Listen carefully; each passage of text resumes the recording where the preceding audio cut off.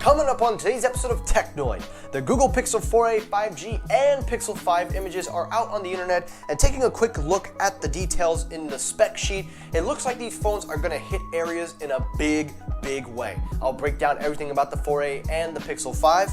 Also on today's episode, the Samsung Galaxy S20 Fan Edition looks like it's actually really coming out, and I don't understand why, but it looks like we might finally have a reason why it's coming out.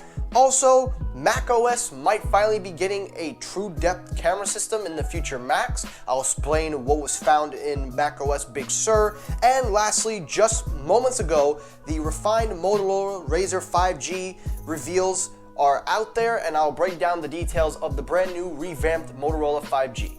All that on today's episode, so stay tuned.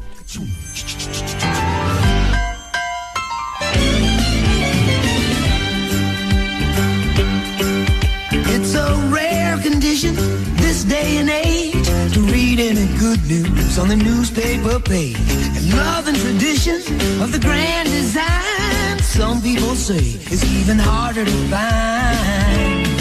Well, then there must be some magic clue inside these gentle walls. 'Cause all I see is a tower of dreams, real love bursting out of every scene.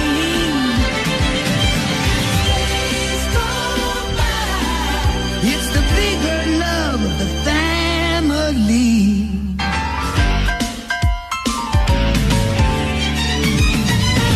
Yo, what's happening, everybody? Michael here. Welcome back to Technoid. Now, guys, I hope you enjoyed that intro. That is one of a very good show that I used to watch as a kid, Family Matter. If you didn't get the reference, you got it now.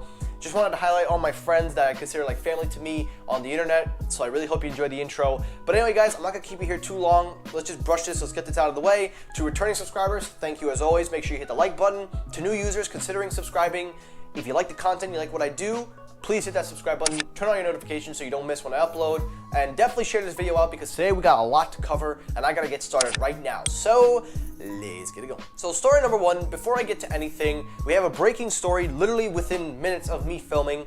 We have a breaking story. So it turns out the refined Motorola Razr 5G has been revealed. Now, taking a look at it, it's basically a refined version of the Flip, the Motorola Razr, and from the looks of it, it looks relatively the same. Now, according to Evan Bliss, of course, because, you know, he's everywhere, he's really being a tryhard nowadays, but if we take a quick look around, since this will be a 5G device, it looks like it will be hosting the 765 processor paired with 8 gigabytes of RAM, 256 gigabytes of storage, standard, that's very good standard storage, and it will have a 2,845 milliamp hour battery with a 48 megapixel primary camera, as well as a 20 megapixel selfie shooter, and will launch with Android 10, but will be upgraded to Android 11 in the fall. Now, all the spec sheets kind of sound nice. The biggest refinement is the CPU.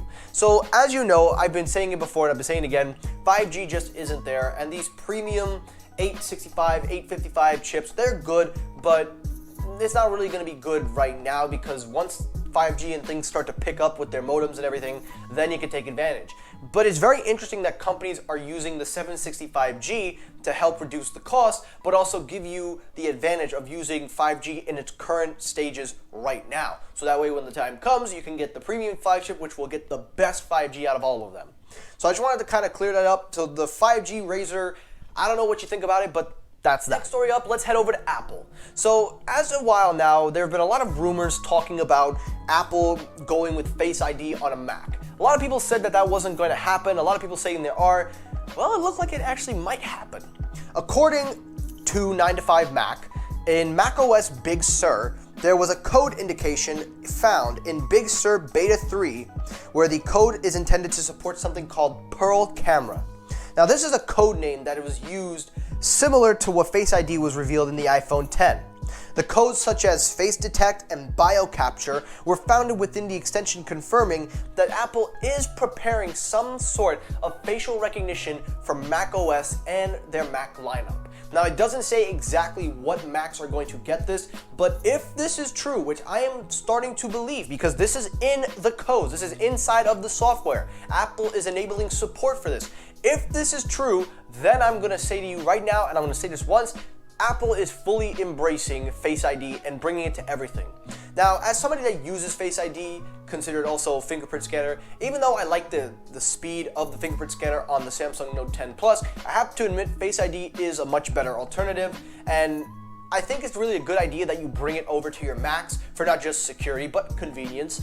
So this is actually some good news from Apple. Let's see if they charge another $200 for it.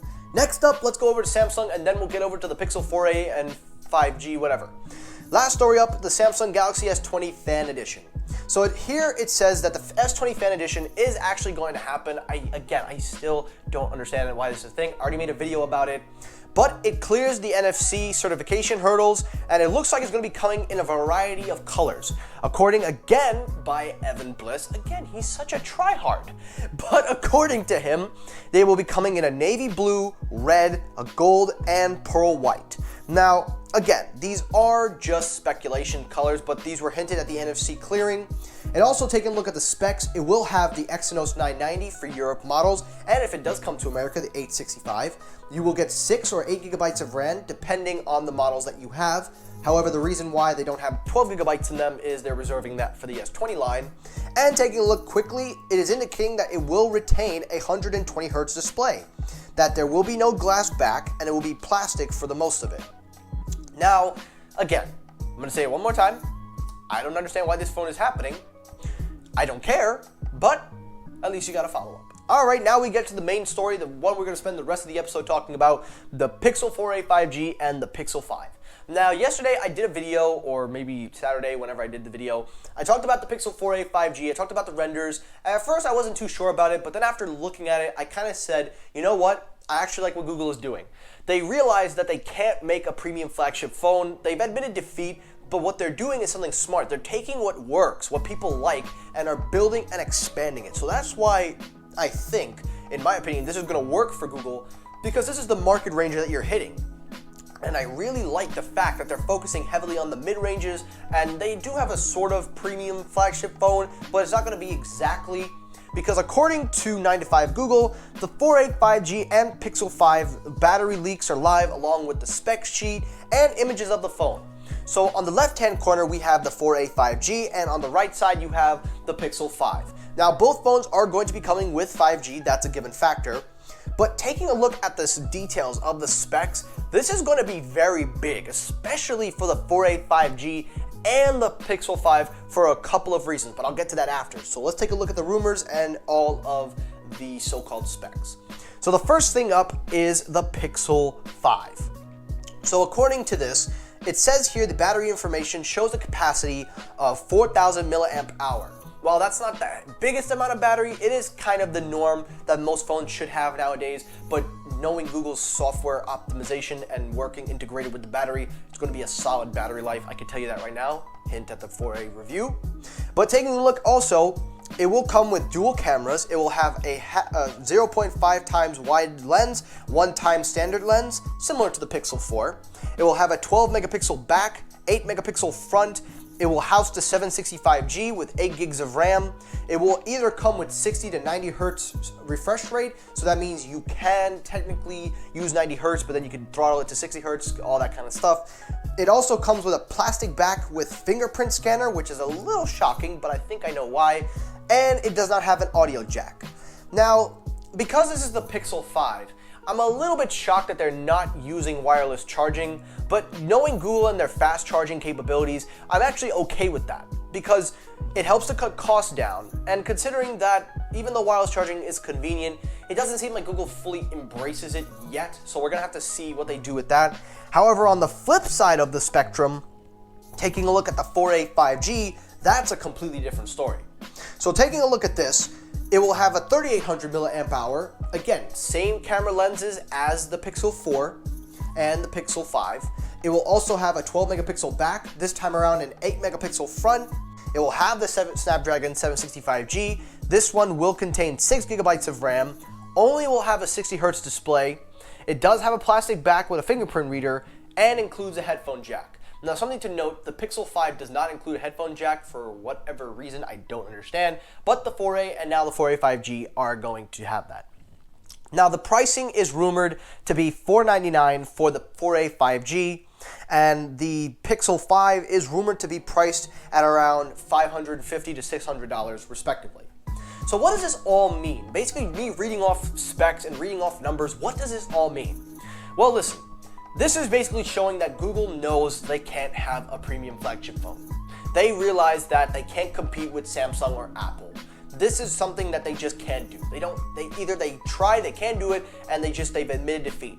But what this does is it shows that they can make a flagship phone. It just doesn't have to be expensive. It's basically what OnePlus was, or supposedly are nowadays. Giving you premium flagship experience with good quality, good internals, although to be fair, OnePlus does use the latest and greatest with their CPUs. But the point being is that Google is taking something that works for them, that people are enjoying, people can levitate towards, and elevating it to another level. That's why I'm not too mad about this, because I think that this shows that Google kind of realizes they've finally figured out we cannot compete with Apple or Samsung. But what we can do is hit them in territories that they're not focused on, the mid-range and the sort of standard range. Because I look at the Pixel 5 not as the flagship of the model. I look at that similar to the 4A 5G and then the regular 5. It's a step up with a bigger screen and maybe a little bit of a better screen refresh rate, but of course giving you similar specs and similar internals like the 4A 5G.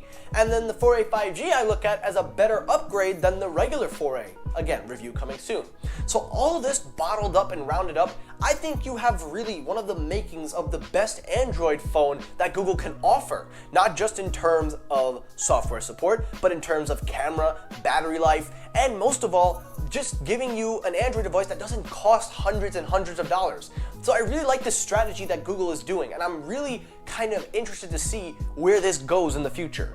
Whether or not this is going to work out for the best, we're going to have to wait and see, but I'm going to tell you right now, I am super hyped for the 4A 5G and the Pixel 5 when they are announced in October.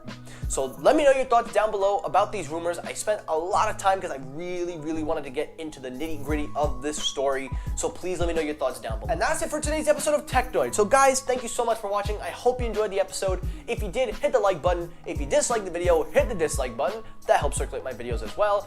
As always, everybody, thank you so much for watching. Take care, everybody. Have a great rest of your day, and peace!